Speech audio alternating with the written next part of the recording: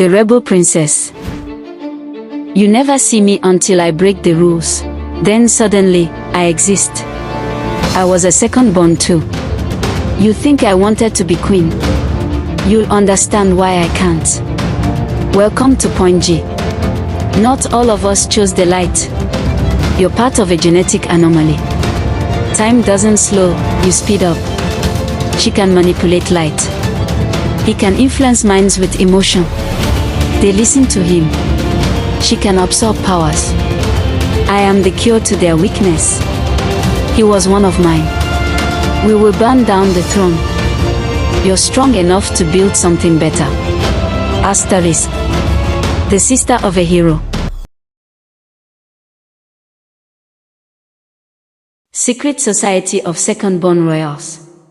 The cold metal of the patrol van door slams shut behind Sam. The crowd has scattered. Her guitar lies broken on the dusty road of Oyo City. Her voice, her only weapon, has been silenced. Now, all she hears is the static of the radio and the engine humming beneath her. The guards don't speak. They don't need to. Everyone knows who she is. And yet, no one dares to question why a princess is being taken in like a criminal. The golden gates of the Ife Palace swing open as the van enters. Royal guards and palace staff rush to the courtyard, murmuring. Queen Catherine stands in the great hall, her frame regal, her wrapper flawless, her beaded crown perched lightly on her head, but her eyes, they burn with fury. The moment Sam is dragged in, still in her hoodie and dusty sneakers, it feels like the entire palace holds its breath. What is this? Queen Catherine's voice rings out like a war drum. The guards freeze. Sam yanks her arm free and stands tall, defiant. Ask them, Sam says. Apparently, I'm a threat now. You were caught inciting unrest in the city. Singing protest songs at an unauthorized rally. Causing damage to government property. Government property. It was a guitar and a dream, Mom. Queen Catherine walks toward her slowly, every step echoing against the polished marble floor. You're a princess, Samantha. You do not walk into the streets and embarrass your family. Oh, I'm sorry. Should I have stayed home and smiled like Eleanor while pretending everything's fine? Enough. The queen's voice shakes the palace walls. Silence follows. Sam bites her lip, tears threatening but never falling. She looks away. You never see me until I break the rules, she whispers. Then suddenly, I exist. That cuts deep. Even the queen flinches. She turns to the royal advisor beside her and speaks through clenched teeth. Get her ready. She's leaving for. That night, Sam packs with 2 palace maids watching her like hawks. Her room, bright, modern, and full of untouched things, feels more like a museum than a bedroom. Her cousin peeks in. You really did it this time. Tell Eleanor not to get too comfortable on that throne, Sam says, half joking, half serious. She zips her bag. An envelope sits on her bed, summer school, St. Lazaro program. Sam picks it up and scoffs. Nice. I go viral, and they exile me to school in the bush. As she walks through the long hallway to the palace courtyard, Queen Catherine stands waiting at the door. The guards and aides keep a respectful distance. Is this where you tell me I've disappointed the kingdom? Sam says, standing tall with her backpack slung low. No, Queen Catherine says without turning. This is where I tell you. I hope you finally learned something. About what? Sam snaps. How to smile and wave while everything burns. The queen turns slowly. Her eyes meet Sam's, tired and sharp. You think you're the only one who's frustrated. You think I wanted to be queen. I was a second born too. Sam freezes. That's never been mentioned before. But you were obedient, she says coldly. That's what they loved. No, the queen replies. I was smart. And if you don't want to end up forgotten, you learn to be smart too. They stare at each other. Neither one says goodbye. A royal car pulls up. The driver opens the door. Sam hesitates. One day, she mutters, "You look at me the way you look at Eleanor." And one day, the queen replies, "You understand why I can't." Sam gets in. The door closes. As the car pulls away, her mother's figure disappears in the rearview mirror. The road ahead is dark. But something inside Sam says, this is only the beginning. The black royal SUV rolls down a narrow gravel path, far from the golden palaces and city noise of Oyo. Trees arch overhead like a green tunnel, and the air smells like wet earth and old secrets. Sam leans against the window, arms crossed, her eyes watching everything, but giving nothing away. The driver, silent the entire journey, finally speaks as they approach a massive wrought iron gate with a strange symbol etched in gold. "Welcome to Point G." "That's not ominous at all," Sam mutters. The gates creak open, revealing a sleek, modern facility built into the side of a lush mountain. Glass walls. Hidden towers. Cameras everywhere. Definitely not a school. Inside, Sam walks through a corridor filled with glowing lights and security doors. A stern woman in all black waits for her at the end, Professor Jameson, calm, intelligent, no nonsense. "Samantha, welcome." "To what exactly? Because this doesn't look like algebra and summer heat." "Follow me," Jameson says. All will be explained. They pass a high-tech control room, and Sam catches glimpses of files, maps, and surveillance footage showing royals from all over the world. Then, the orientation room. For others are already inside. January, pale, soft-spoken, eyes always watching. Looks like she's hiding something. Matteo, nerdy energy, always fidgeting. Talks to bugs like they're his friends. Tuma, tall, smooth, full of charm. Immediately raises an eyebrow at Sam's arrival. Roxana, glam, fierce, the kind of girl who walks into a room like she owns it. "Let me guess," Sam says. "Group therapy for troubled royals." Tuma chuckles. "Only if you plan to cry first." Roxana rolls her eyes. "Great. Another rebel with a hoodie." Jameson steps forward before the sarcasm can escalate. "You're all here because you are second-borns," she says. "And you are different. Special." "Yeah," Sam replies. "Specially unwanted." But Jameson doesn't bail. "You are part of a genetic anomaly. A mutation passed through royal bloodlines. And at this facility, we train those born with it to protect their countries from threats no one else can see." Silence. Then, Roxana breaks it. "So this is superhero boot camp. This," Jameson says firmly, "is the secret society of second-born royals." Sam stares at Jameson like she's insane. "Let me guess, next you tell me I can fly." Jameson smiles slightly. "Not fly. But let's test what you can do." They move to a training room, like something out of Wakanda, glowing floor panels, floating drones, walls that shift and shimmer. Every second-born has a power. Some discover it young. Others need a push. First up, Roxana. The room darkens. A spotlight flashes, and she disappears. Literally gone. She can manipulate light, Jameson explains. Bend it around her. Then Tuma steps forward. Jameson nods. He smiles, raises a hand, and suddenly everyone's shoulders drop. Tension vanishes. He can influence minds with emotion, Jameson says. Charisma, amplified. Explains the smooth talking, Sam mutters. Matteo is next. Nervous, he lets a beetle crawl up his arm, and then, without a word, every insect in the room buzzes toward him, responding like trained soldiers. Control over insects, Jameson says. They listen to him. Finally, January. Jameson hesitates. January's gift is more complex. January steps forward and gently touches Roxana's arm, and for a second, her eyes glow. She can absorb powers, Jameson says. Temporarily. So what about me? Sam asks.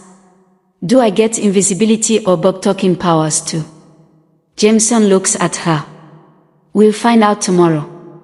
That night, Sam lies in a dorm room, stark white walls, high windows, zero comfort.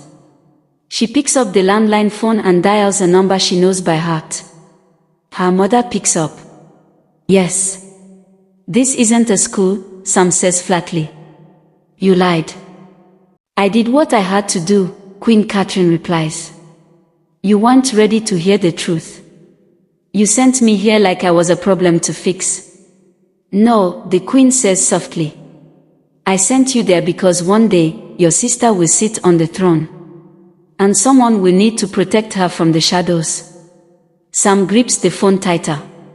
What if I don't want to be in anyone's shadow? Silence again. Then prove to me, the Queen finally says, that you belong in the light. The line goes dead. Sam stares at the ceiling. She's not just a second-born anymore. She's something else. Something dangerous. The next morning, the training facility hums with tension. Sam walks into the combat dome, a massive chamber where the floor glows with pressure points and glass panels flicker with data. Professor Jameson waits with her arms crossed. Today, we discover what makes you different. Sam looks at the others. Roxana stretches like a cat preparing for battle. Matteo's chewing on his hoodie string. Tuma grins, oozing confidence. January leans quietly against the wall. What if I don't have a power? Sam says. Then we'll find what's holding it back, Jameson replies. They begin. At first, nothing happens. Sam runs the obstacle course, dodges lasers, lifts weights, everything normal. But then, during a combat simulation, Roxana throws a punch too close. Sam flinches. And time slows down. Everyone else moves in near-frozen motion. Lights pulse. Heartbeats echo like thunder in her ears. It only lasts seconds, but to Sam, it feels like minutes. She stumbles back, gasping. Did anyone else see that? She whispers. See what? Roxana asks. You froze. Everything froze. Jameson walks toward her slowly, eyes lit with realization. Your mind moves faster than the world, she says. You're able to enter a state of hyper-awareness. Time doesn't slow, you speed up. Sam stares at her hands. So I'm the Flash? No, Jameson says with a smile. You're a tactician. A fighter who sees the attack before it lands. That's power. That night, the group gathers around the training yard bonfire, officially off duty. Tuma pulls out a portable speaker and plays Afrobeats, dancing like a prince on vacation. I'm starting to enjoy this royal Hogwarts, he says. Matteo laughs. Says the guy who's never been stung by his own army of bees. January sits beside Sam, quiet, like always. It's strange, January says suddenly. Being around people like me.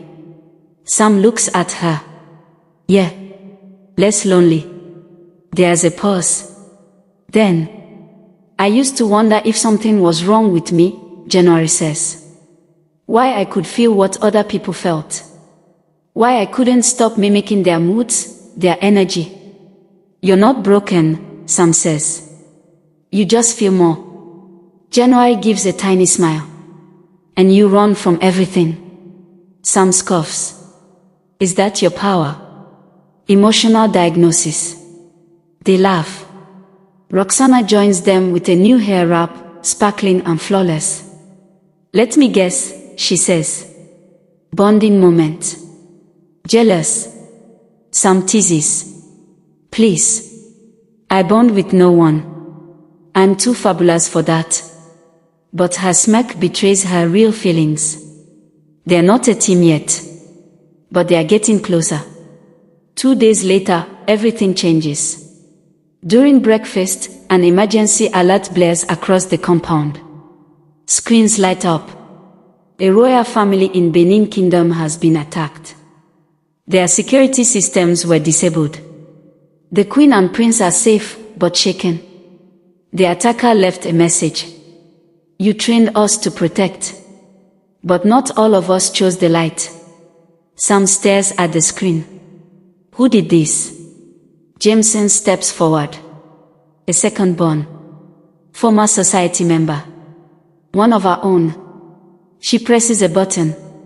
A photo appears. His name is Edmund. He was exiled after turning against the society. We thought he vanished. He didn't.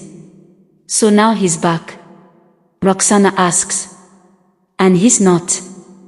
Jameson looks each of them in the eye. Because we're the only ones strong enough to stop him. That night, Sam can't sleep. Her fingers twitch. Her mind races. That name, Edmund, keeps echoing in her head. So she sneaks into the control room. She hacks the security terminal with skills she learned from Palace IT classes. Yes, she's that kind of rebel princess. There, she finds a restricted file, Project Zulu. It's a list of past second-borns who were part of the society. Sam scrolls until she sees a name she never expected. Princess Catherine, second-born royal. Codename, Tempest. Her mother. What the hell? Behind her, January appears silently. You're not supposed to be here. Yeah, well, turns out my mom's not who she says she is. None of them are, January says. That's why we're here. Sam copies the file and slips out. Her world has shifted. Her mother wasn't just a queen. She was one of them. The sun sets behind the lush hills surrounding Point G as Sam and the team gather in the war room, a circular chamber with holographic maps and flashing red dots. Edmund's not just a rogue, Jameson explains gravely. He's recruiting others like him to overthrow the monarchy and the secret society. The team exchanges uneasy looks. We can't let that happen, Tuma says, cracking his knuckles. Let's go find him. Not yet, Jameson says. First, you need to learn control. They train all night, focusing on teamwork, each member learning to combine their powers in new ways. Sam practices slowing time to protect others, while January learns to absorb and redirect powers to shield the group. After training, Sam requests a private audience with Queen Catherine, who arrives at the facility in royal regalia, her eyes both proud and burdened. Why didn't you tell me the truth? Sam demands. Because you weren't ready, Catherine says softly. Being a second-born is a protect me. By sending me away and lying. Sam's voice trembles. I deserve to know everything, the good and the dangerous. Catherine sighs and reveals her own struggles as Tempest, the storm-controlling second-born forced into exile after a betrayal that shattered the society years ago. Your powers are part of who you are, but so is your choice. You must choose to use them for light or darkness. Sam feels a shift inside her, the weight of legacy settling on her shoulders. Back with the others, a surprise attack shakes Point G. Edmund's followers infiltrate the perimeter. The team springs into action. Sam's time manipulation slows the enemy's advance. Tuma's emotional influence confuses them. Roxana blinds them with bursts of light. Mateo unleashes a swarm of insects, and January absorbs incoming attacks to protect her friends. They fight as one, their powers complementing each other flawlessly for the first time. After repelling the attack, Jameson gathers the team. Edmund is a symptom, not a disease. There is someone else behind this, manipulating second-borns for a dark purpose. A new face appears on the hologram, a shadowy figure with cold eyes. This is Zane, Jameson says. A powerful second-born who believes the monarchy must fall entirely. He seeks to control all royal bloodlines. Sam's jaw tightens. Then we have to stop him, before he destroys everything. The morning sun filters through the grand windows of Point G's training hall. Sam wakes with a heavy heart. Her mother's revelation about her past and the looming threat of Zen weigh heavily on her. She sits alone, staring at an ancient, ornate crown displayed in the hall, a symbol of power and responsibility. "What am I supposed to do now?" she whispers. Jameson approaches quietly. "You're not alone, Sam. Power isn't just strength. It's wisdom, sacrifice, and unity." Sam nods but feels the fire. Meanwhile, in a hidden lair deep beneath Lagos, Zen convenes with his followers, a cabal of powerful second-borns who share his vision of overthrowing the monarchy and reshaping the kingdom. "The monarchy is weak," Zen says coldly. "They hide behind tradition and fear. It's time we take what is rightfully ours." He reveals a device, a relic from an ancient era, capable of draining powers from second-borns and redistributing them to his loyalists. "With this, we will break the secret society's hold, and I will become the true ruler." Back at Point G, Sam leads the team in intense preparations. They practice coordinated attacks, power fusion, and mental resilience exercises. "We need to trust each other completely," Sam insists.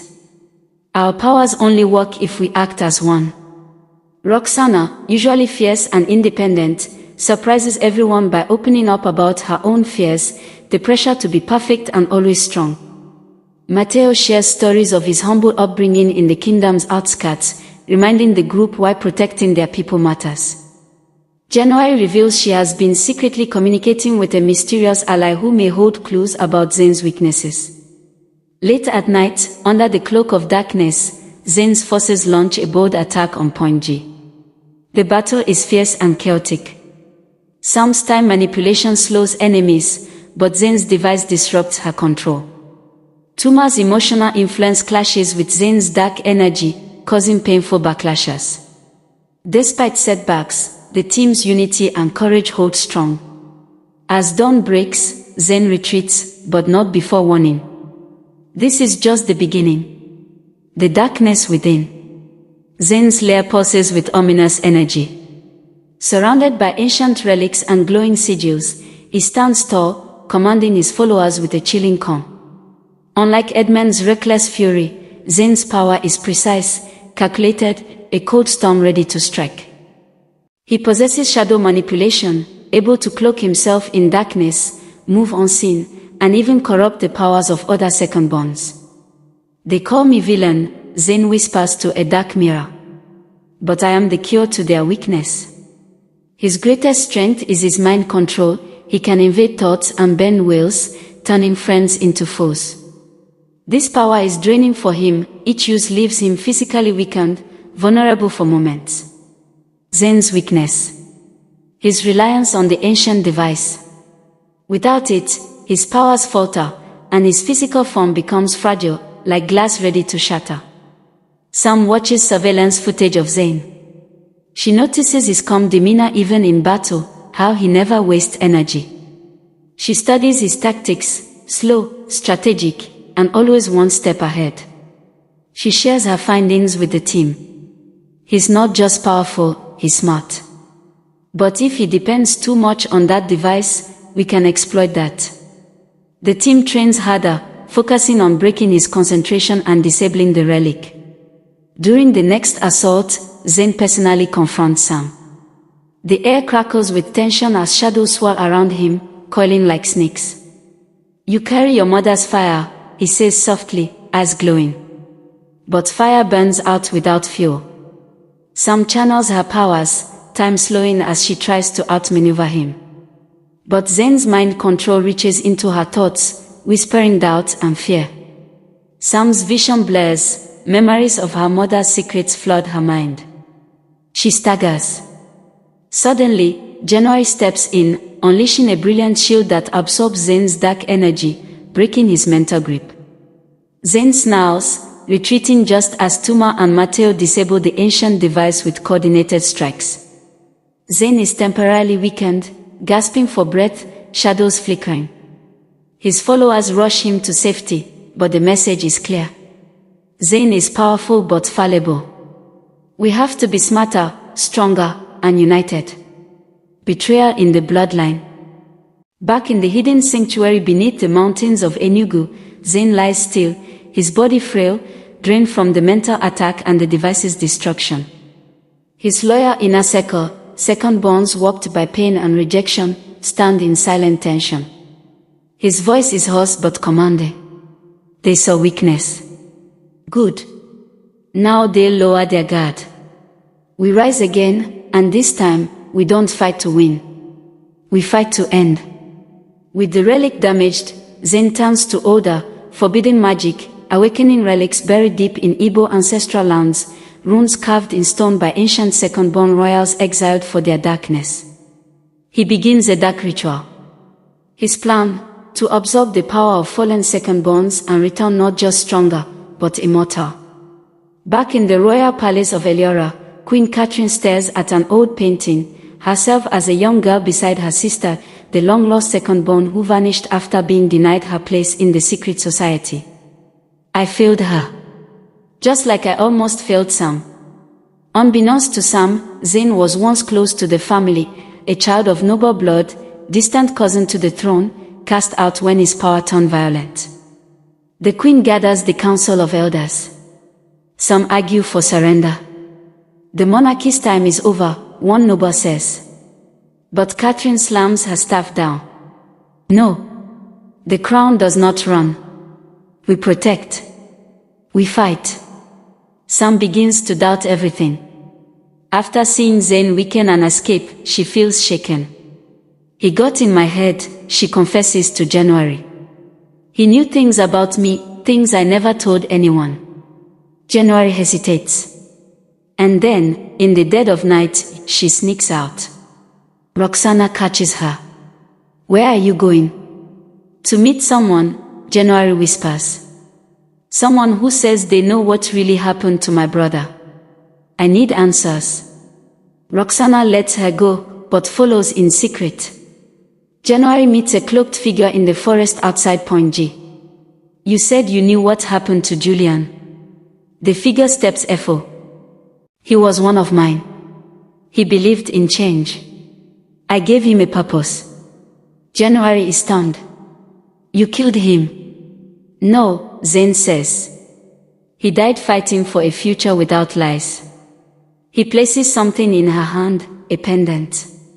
Julian's. Your brother was never the traitor they said he was.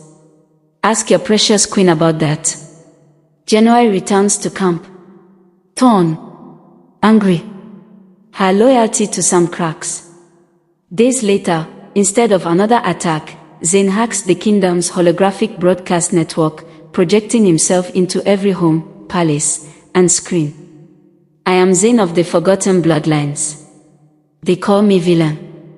But I am the voice of every second-born cast into the shadows. If the monarchy will not step aside, we will burn down the throne.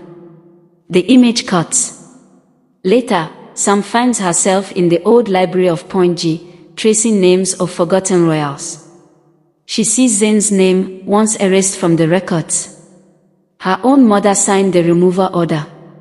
So many secrets, she whispers. And yet, I still believe we can do better. She gathers the team. He's stronger, smarter, but not unbeatable. We are not just second-borns. We are the evolution of this kingdom. Let's act like it. The city was still. Too still. In the capital of Eliora, the air was thick with something unspoken. Civilians were moved underground. Palaces locked down. The royal guard stood ready, but they knew they weren't the real army anymore. That title belonged to 5 teens. Second-borns. Misfits. Now warriors. Sam stood in the highest watchtower of the palace, wind tugging at her dreadlocks. Her fists were clenched so tight they trembled. Zayn was coming. Stronger than ever. She still heard his voice in her head. You and I are the same. Both cast aside by our own blood. The only difference is, I decided to do something about it. Behind her, January approached quietly, her eyes rimmed red. I believed him, she whispered. For a second, I thought. Sam looked at her. Maybe he was, about the system being broken. But not about burning it to the ground. At exactly midnight, the sky cracked open. It wasn't thunder. It was a shatter wave, Zane's signal. Shadows poured from the hills like oil flooding a city. They attacked with no mercy, shapeshifters, power users, outcasts trained in silence for years. They wore no armor. Only symbols of pain. The palace gates exploded. Tuma fell back, hand to his temple, overwhelmed by emotions of hundreds. They are angry, so angry I can't breathe. Roxana carried him out of range, using her speed to zip past flaming towers. Mateo conjured a windstorm so strong it pulled half the army back toward the forest, screaming. Still, they kept coming. Sam met Zane at the heart of the palace. Not with power. Not with a punch. But with a question. Why me, Zane? Why show me the truth? Because you're just like me, he snarled. Strong enough to tear it all down. You're wrong, she said. I'm strong enough to build something better. Inside the queen's hidden chamber, January faced her truth. Her brother hadn't betrayed the crown. He died protecting it from Zane. She sobbed, body shaking, then got up, eyes hard. Zane had fed her pain. Now, she was going to feed him his defeat. She entered the battlefield in full guardian gear, her brother's crest around her neck. When Zane saw her, he laughed. Oh, the sister of the martyr. No, she said. The sister of a hero. And then she unleashed her full power, not just memories, but raw emotion. She forced Zane to feel the weight of everyone he'd hurt. All the children he'd trained and broken. Every innocent he'd twisted. It brought him to his knees. But he wasn't done. With one last breath, Zane screamed, and his energy flared, a bomb of ancestral power ready to erase the palace, the royals, and every second-born left. Sam stepped forward. Mateo, lift me. He did. Wind carried her high above the crumbling sky. Her hands sparked, her heartbeat slowed. She dove straight into the center of the storm. She didn't fight the energy, she absorbed it.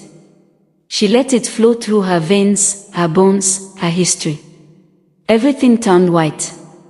They found her unconscious, glowing faintly, her hair floating like she was still underwater. She woke up hours later.